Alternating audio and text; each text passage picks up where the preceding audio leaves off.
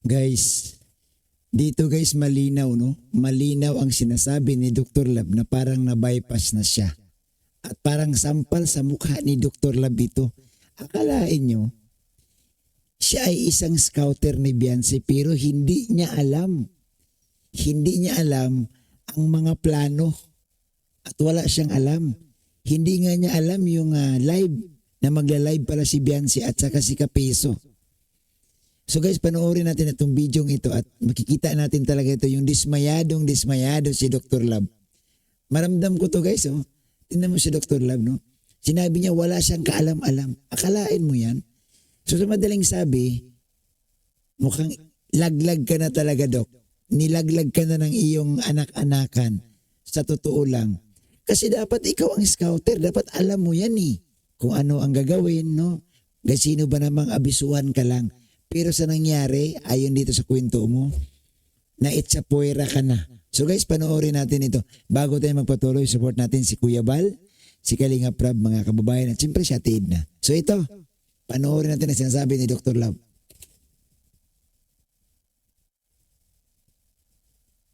Ayan na. Hindi ko updated, wala akong alam.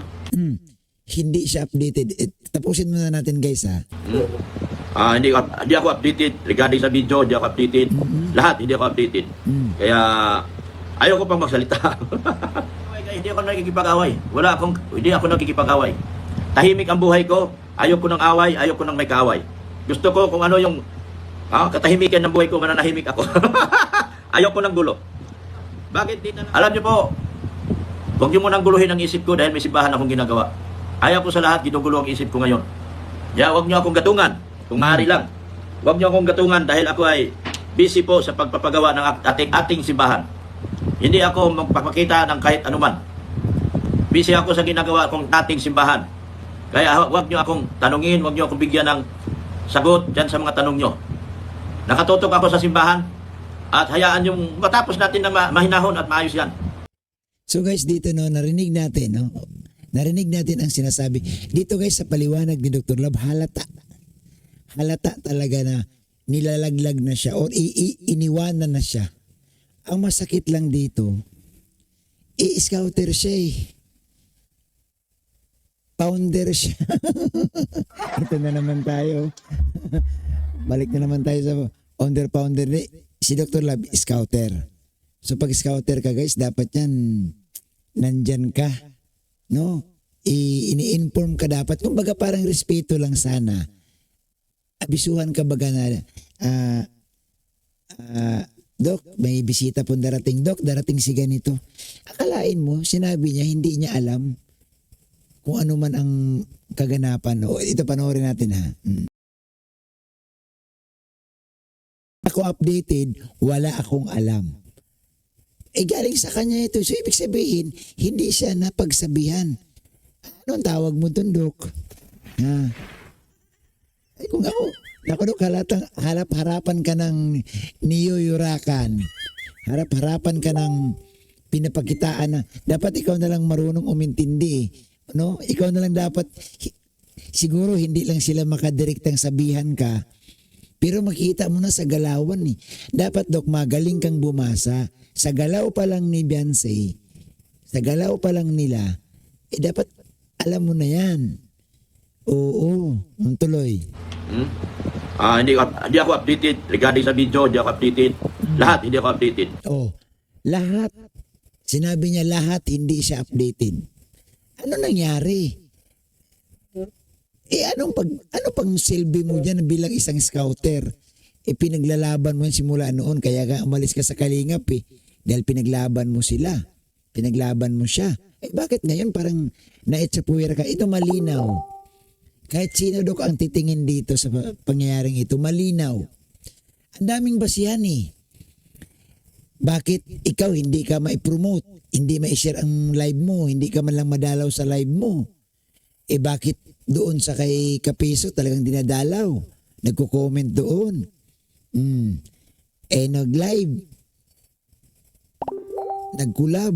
Bakit nagagawa niya doon kay Kapiso? Bakit sa'yo hindi? Sabi mo nga, Wala kang alam, hindi ka na impormahan.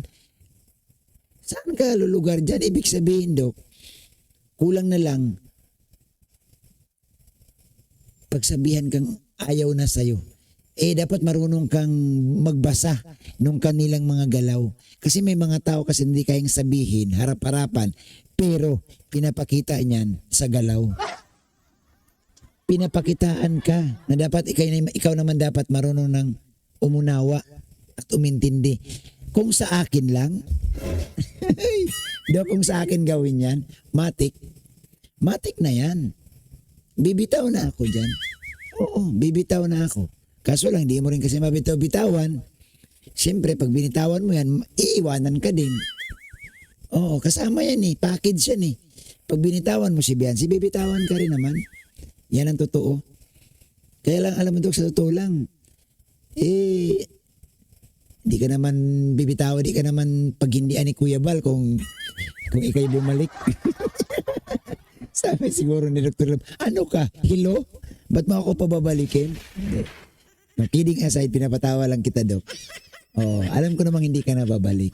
Pero dito sa sinabi mo, Dok, nalulungkot lang ako. Nalulungkot lang ako.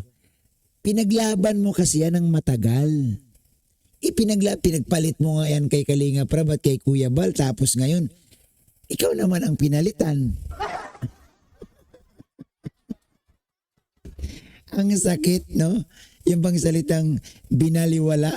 O, binaliwala ka, Dok. Oo. Abangan mo, Dok. Patugtugin ko dito yung kantang binaliwala. Tuloy natin, guys. Kaya ayaw ko pang magsalita. Hindi, dapat ka magsalita ka na eh. O kung ayaw mo magsalita, ba't tahimik kang aalis? Tahimik kang dapat. Kasi may binanggit si Dr. Lab na pinagbawalan daw siyang i-thumbnail. Tama ba ako? Di ko na mahanap yung clips. Pero ang sabi ni Dr. Lab, pinagbawalan daw siyang i-thumbnail eh. So, yun palatandaan na yun eh. At ang matinding palatandaan para sa akin, Dr. Lab, yung giliw na giliw si Biancy doon kay Kapiso at sa'yo hindi. Sa totoo lang, yun ang pinakamalungkot eh. Alalahanin mo, Dok, kung wala ka, hindi yan madidiskubre. Paano sisikat si Biancy kung hindi siya na-vlog ni Kalinga Prab? Sasabihin ng iba, ang tulong naman galing sa sponsor. Teka lang, hindi lahat galing sa sponsor. Bakit yung mga inaabot-abot ni Kalinga Prab na tag 5,000, 10,000, galing ba lahat sa sponsor yon? Hindi. Alam niyo sa totoo lang, kahit saan natin daling anggulo, kung hindi na-vlog yan ni Kalinga Prab, hindi man yan makikilala. Hindi yan makikilala do kung hindi na-vlog ni Kalinga Prab. Na-vlog lang sa laki ng channel ni Kalinga Prab. Sa galing ni Kalinga Prab mag-direct. Nakilala, nag-viral, nag-trending. Tapos ngayon, naiwan ka sa pansitan. Alam ko yung naramdaman ito ng Dr. Lab eh. Ibang ipinaglalaban mo, akala mo may mahihita ka. Yun pala pagdating sa dulo, na itsapuera ka. At ang ipinilit sa'yo, Dok, kailan lang yan dumating? Bakit siya ba ang naka-scout kay Biancy? Hindi naman eh. Ikaw ang naka-scout kay Biancy. So dapat, Dok, magtira ka ng kunti. Sa totoo lang, magtira ka, Dok, ng kunting awa sa sarili mo. Huwag mo masyadong, wag mo tawag nito, isubo yung ganitong mga ginagawa na sa'yo. May mga sign na may mga palatandaan na May palatandaan na, guys, pero si Dr. Lab hindi niya hindi mo malityo. Bakit?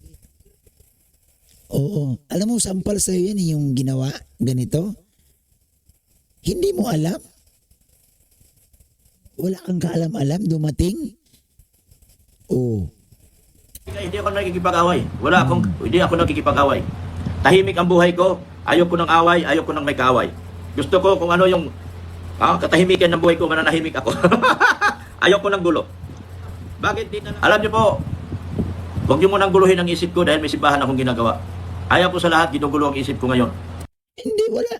Alam mo, paano ka magugulo? Focus ka. Kahit naman, hindi naman pwede pagbawalan mo yung mga viewers na mag-comment sa live. Hindi po pwedeng ganun. Karapatan nila yan. Eh kung ayaw mong makabasa ng mga negative comments, huwag ka mag-live. Focus ka sa simbahan na pinapagawa mo. Kaso lang, Dok, ako sa totoo lang, hindi ka tanggap-tanggap para sa akin ang ganun, no? Na tinulungan mo, nakatulong. Ito, real talk tayo dito, guys. Si Dr. Lab naman talaga ang naka-scout. Nakinabang din naman si Dr. Lab. Kasi nga siya ang scouter. Natural man yan. Kung sino ang scouter, makikinabang ka. Kasi papasalamatan ka ng mga sponsor nang dahil sa'yo na discovery. Ang tanong, bakit ngayon binitawan ka na? Ngayon, ramdam natin guys, itong Team Guwapa ni Dr. Lab, medyo magkaroon na ng problema O ito, papakita ko pa sa inyo ha. Ito guys, patunay. Ito, isipin mo. Ito ha, Pakinggan mo itong sinasabi ni Dr. Lab. Pakinggan ninyo. Hindi ganito si Dr. Lab noon. Nung maganda pa ang kanilang samahan ni Beyonce, hindi ganito magsalita si Dr. Lab. O ito ha, ito. Hala, baka wala ka sa birthday ni talaga ikaw, scouter. Hindi naman tayo importante na dyan. Kita mo lang. Dito guys, halatang may problema na. Ang sabi ng nag-comment, hala, wala ka sa birthday ni Beyonce. Kaya dito guys, kung pakinggan natin, ang sabi kasi ni Dr. Lab, no, sa mga di narinig, sabi niya diyan, bago itong sinabi niya, sabi niya, dadalawin yung nanay niya. Magbabakasyon siya, sabi niya, magbabakasyon ako. May nag-comment doon, hala, wala ka sa birthday ni Dalaga, ikaw ang scouter. Ang sagot ni Dr. Lab, anong sabi niya? Hindi naman tayo mahalaga dyan, hindi naman tayo importante dyan. Pwede ba yun? Alam ko lahat ang galawan. Ito.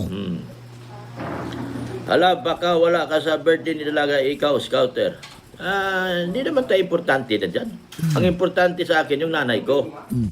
Hindi, Dok, hindi ka man ganyan nung araw. Ikaw nga alam mo, sa birthday kasi dapat ang scouter may papel. Tandaan mo na nag-birthday sa Mangkamagong sa resort, andoon ka. Ikaw yung umiyak ka pa nga nun, nandun ako Diba? Ang dami mo natanggap na nakasobre, umiyak ka pa nga. Pero bakit biglang nagbago? Bakit biglang nagbago? Tuloy. Hindi naman tayo importante na dyan. Ulitin Alam natin, ko lahat guys, ang galawan. Ito, tingnan. Hala, baka wala ka sa birthday ni talaga ikaw, scouter. Hindi naman tayo importante na dyan. Ang importante sa akin, yung nanay ko. Bakit parang, alam mo guys, dito makikitaan talaga natin si Dr. Lab na mukhang masama ang loob at may tampuhan ng nangyayari.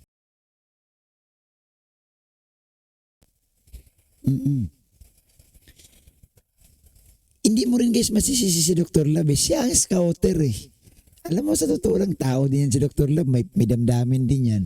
Masakit naman din talaga na ipinagpalit ka na akalain mo nag-live si Kapeso, tinabihan ni Beyonce. Samantalang si Dr. Lab nakailang live, ilan lang ang views, kukunti kasi wala man si Beyonce. Alam naman natin pag nakaupo si Beyonce sa tabi ni Dr. Lab, malaki ang views. Pero ang tanong ko, Dok, pakisagot mo kung masagot mo to, bakit hindi magawa ni Beyonce na ipromote ang channel mo? Hindi ka malang matabihan sa live mo. Bakit? Samantalang si Kapeso, kabago-bago. Kailan lang yan? Di ba? Kailan lang yan dumapo sa Team Guwapa? Kailan lang? At ito pa, mukhang binabakbakan ka niya. Oo.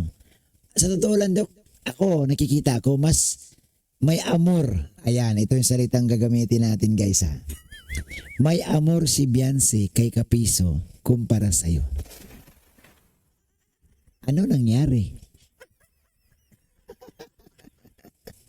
Yun dapat, Dok, ang malinawan natin. Ano nangyari? So may problema. Oo, sana maayos sana si Beyonce naman, wag naman sanang ganun-ganun na lang, nakalimutan si Dr. Lab. Oo. Sana sana naman pahalagahan, no? Sana pahalagahan ang scouter. Naku, talaga ang bilis magbago. Ang bilis magbago. Ang bilis ka, Dok, iniwan. Paano ngayon yan? Yung pinaglalaban mo. Paano pagtuluyan kang iwanan yan? Naku po. Aray. Pakak. Hindi guys, sa totoo lang, itong si Dr. Love, may pinagdadaanan, no? May pinagdadaanan sa ngayon. Oh, may pinagdadaanan si Dr. Love. So guys, huwag niyo pong kalimutan i-like yung ating reaction, paki-share para naman mapanood din ng iba. Maraming salamat at isang mapagpalang araw sa ating lahat mga kalingap.